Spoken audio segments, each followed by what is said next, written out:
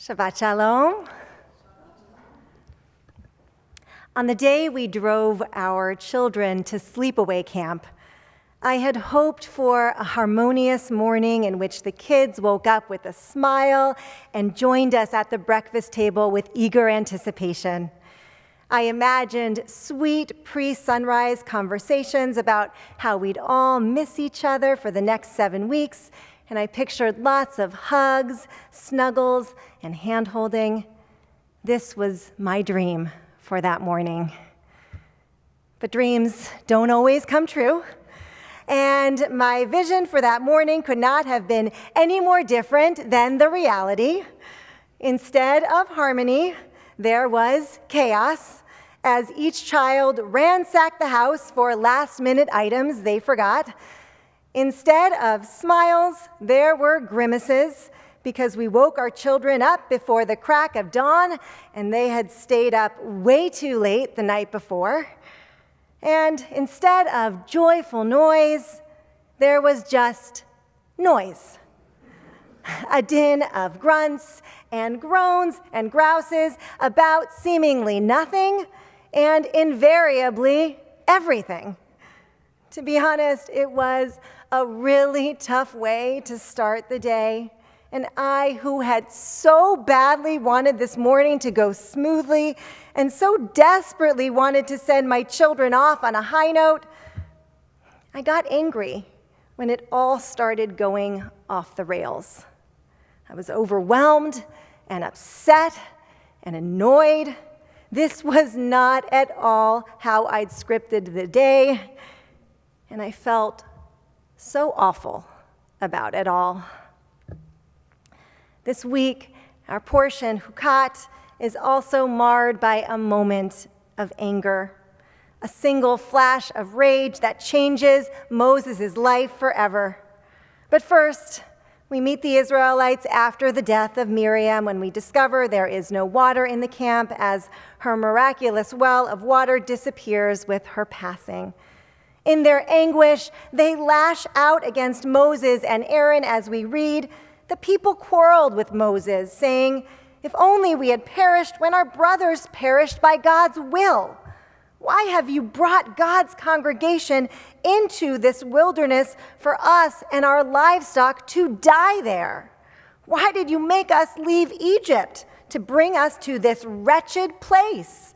A place with no grain or figs or vines or pomegranates?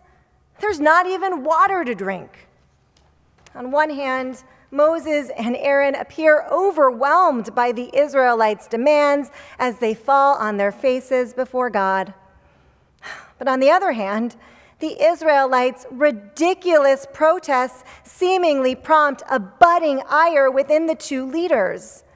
How dare the Israelites speak to them with such disrespect and disdain? How dare they fetch and complain so relentlessly, especially as Moses and Aaron are grieving their beloved sister?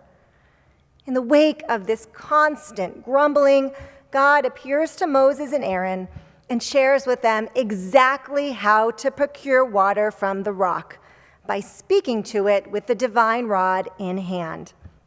And so Moses and Aaron take the rod and proceed, as they had done at Massah and Meribah almost 40 years prior. But here is where things go awry, because Moses doesn't proceed as God had directed. Instead, in a moment of sheer frustration and utter resentment for all the Israelites had put him through, not to mention their childishness, their pettiness, their staggering ingratitude. For all of this, Moses assembles the congregation and screams, "Listen, you rebels! Shall we get water for you out of this rock?" With his temper surely stoked, the text continues, "And Moses raised his hand and struck the rock twice with his rod. Out came copious water, and the community and their livestock drank." in this swirl of hot-blooded fury in which Moses demonstrates his power, his position, and his potency for all the Israelites to behold, he not only neglects God's instructions, God said speak, not strike, but he also undeniably neglects God, failing to affirm God before siphoning the water from the rock. God is not impressed with this ill-tempered display and thereby punishes Moses on the spot with a declaration of staggering proportion. Moses would not lead the Israelites into the promised land. In his early 17th century commentary, Tzena Urena, Rabbi Jacob ben Isaac Ashkenazi writes, some rabbis say the sin of Moses was that he got angry at Israel, since the attribute of anger is the worst of all attributes. Anger, says Rabbi Ashkenazi, it's anger, says Rabbi Ashkenazi, that prompts God's irreversible punishment of Moses. It's anger that undercuts Moses' presumed destiny, and anger that forces Moses' stunning fall from grace. And if anger is the very worst of all human traits, as Rabbi Ashkenazi teaches, Moses displayed the very worst of humanity in this scene at the rock. Jewish tradition has long been critical of harboring too much anger. As Rabbi Jonathan Sachs of blessed memory explains, the sages were outspoken in their critique of anger. For example, we read in our Talmud, the life of those who cannot control their anger is not a life. And when a person becomes angry, if he is a sage, his wisdom departs from him. If he is a prophet, his prophecy departs from him. Later, Maimonides said that when someone becomes angry, it's as if he has become an idolater. All these statements point to anger's exceedingly destructive nature, reminding us how it can unravel a life, a relationship, or a career, and how it can utterly consume us if we let it. Now, we all get angry, and of course, anger isn't always bad. Anger can alert us to circumstances that are unfair or unethical or unjust. Anger can motivate us to stand up and speak out, and anger can galvanize positive, meaningful change when channeled appropriately.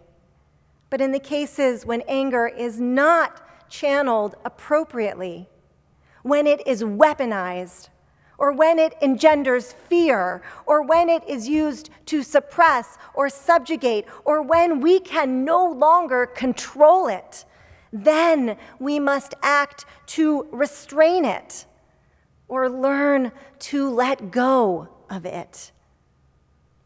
But how do we stem anger's powerful tide within us? One approach comes from the path of Musar, a Jewish spiritual practice that focuses on living an ethical life. Alan Moranis, a well-known scholar of Musar, writes, in the Musar teachings, anger is not considered an inherently negative characteristic, but it is surely counter to holy aspirations to lash out in anger without some measure of reflection. Being slow to anger gives a person the time and space needed to consider how to respond, and so spares him or her all the unfortunate outcomes that acting rashly tends to bring. Just as God, as described in the 13 attributes, compassionate and gracious, slow to anger, abounding in kindness and faithfulness, so must we strive to be. Moranis builds on this idea of being slow to anger with a concept of opening a space between a match and a fuse. We have to open a space between the match and the fuse. That is, we must intentionally compel ourselves to pause, or to breathe, or to take a walk at that very moment that we feel triggered, before we explode. A story that's attributed to Morinus, told by Rabbi Rick Jacobs, is about a Hasidic leader who would dispense holy water, guaranteed to eliminate all domestic conflicts. Sign me up. And whenever a husband or wife had an urge to argue, the goal was to take some of this holy water into their mouths without swallowing it for as long as possible. And what happened? The holy water prevented them from expressing their anger. And so just holding that water in their mouths, holding one's anger back, that allowed them to calm down. Rabbi Toba Spitzer offers another suggestion from Musar.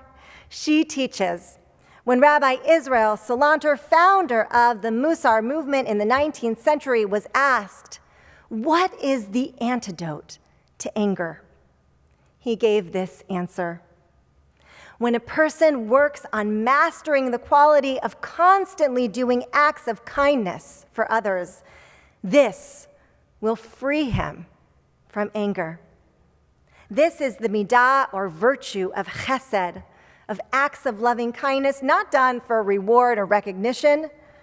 It is also the midah of rachamim, of being compassionate towards others, cultivating loving kindness and compassion, thinking about how to do and care for others. These are two additional ways our tradition suggests that we blunt our anger. Every suggestion takes time and effort. But more importantly, every suggestion demands a great deal of vulnerability and courage as well. Anger is no easy foe, and its presence within us often evokes denial and shame. It's not something we talk about freely. And yet, we ignore anger at great cost to ourselves and our loved ones as well. I wish I had a perfect ending to our camp drop-off story, an ending that erased all of the anger and hard feelings that erupted that morning. I don't really. But looking back, these Musar strategies, the Musar strategy of slowing down and seeking out opportunities for chesed and rachamim, they actually did help calm the waters somewhat. First, we had a 2.5-hour car ride to give us some space and to slow that already simmering anger down. We listened to music, we looked out the window, we daydreamed. It helped. Second, our camp had asked parents to share words of blessing with their kids prior to drop-off. While I had wanted to share some words at breakfast, obviously I didn't get the chance. And given the morning's events, I almost didn't say anything in the car. I almost just withheld. But then, about 10 minutes out from camp, I changed my mind. I didn't say much, just a jumble of, I love you, I'm proud of you, have fun. But it was enough. Focus on the chesed, I could hear our camp saying. Focus on rachamim. These are the antidotes you need right now. And we did need them. And they did ultimately help. As we navigate the stormy waters of life together, may we all seek to feel a little less angry and a little more whole. May we learn together how to curb our inclinations to rage and how to release long-held grudges and resentments. May we urge each other to stop before we strike and breathe before we burst, creating that much-needed space between the match and the fuse. And finally, may we guide one another towards compassion and loving kindness, those marvelous antidotes to anger, while always remembering to have that same compassion and loving kindness for one another. For this is one struggle we all share. Kenny Hiratzon.